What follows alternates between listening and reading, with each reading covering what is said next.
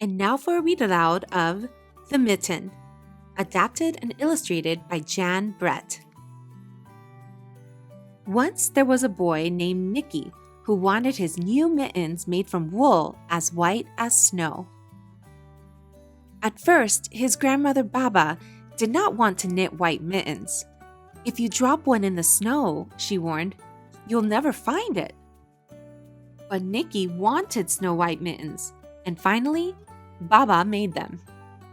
After she finished, she said, "When you come home, first I will look to see if you are safe and sound, but then I will look to see if you still have your snow white mittens." So off Nikki went, and it wasn't long until one of his new mittens dropped in the snow and was left behind.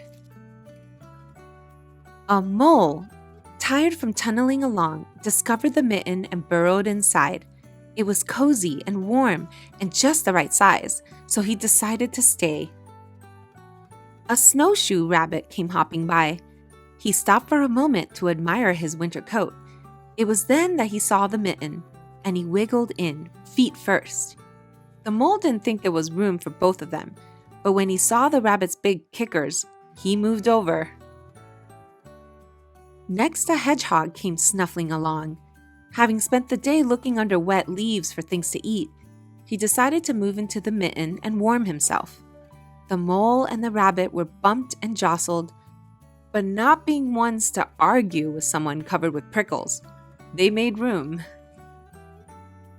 As soon as the hedgehog disappeared into the mitten, a big owl, attracted by the commotion, swooped down.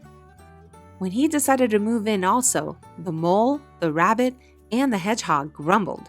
But when they saw the owl's glinty talons, they quickly let him in. Up through the snow appeared a badger. He eyed the mitten and began to climb in. The mole, the rabbit, the hedgehog, and the owl were not pleased. There was no room left. But when they saw his diggers, they gave him the thumb. It started snowing, but the animals were snug in the mitten. A waft of warm steam rose in the air, and a fox trotting by stopped to investigate. Just the sight of the cozy mitten made him feel drowsy. The fox poked his muzzle in. When the mole, the rabbit, the hedgehog, the owl, and the badger saw his shiny teeth, they gave the fox lots of room. A great bear lumbered by. He spied the mitten all plumped up. Not being one to be left out in the cold, he began to nose his way in. The animals were packed in as tightly as could be. But what animal would argue with a bear? The mitten swelled and stretched. It was pulled and bulged to many times its size. But Baba's good knitting held fast. Along came a meadow mouse, no bigger than an acorn. She wiggled into the one space left and made herself comfortable on top of the great bear's nose.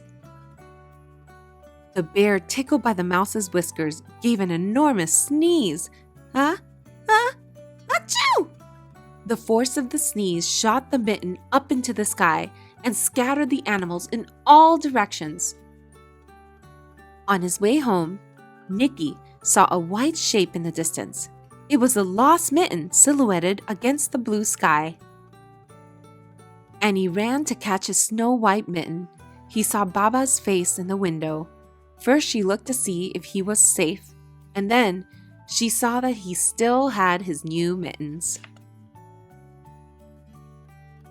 That was The Mitten, adapted and illustrated by Jan Brett. Thanks for watching.